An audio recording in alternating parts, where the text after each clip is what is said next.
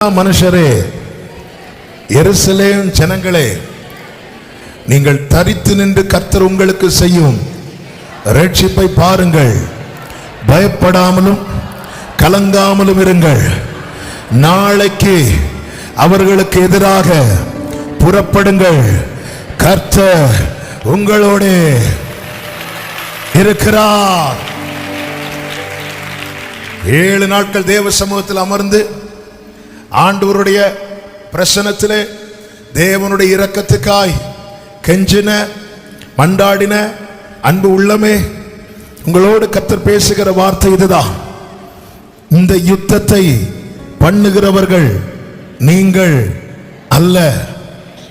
யூதா மனுஷரே, எருசலேம் ஜனங்களே, நீங்கள் தரித்து நின்று கர்த்தர் உங்களுக்கு செய்யும் ரட்சிப்பை பாருங்கள்.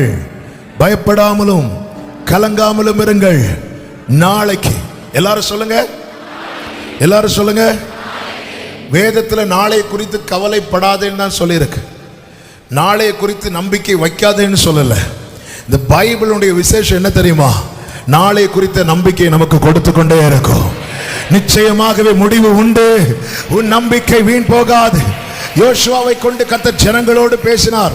இன்று உங்களை பரிசுத்தம் பண்ணிக் கொள்ளுங்கள், நாளை கர்த்தர் உங்கள் நடுவிலே அற்புதம் செய்வார். அப்படி என்றால் இந்த மாலை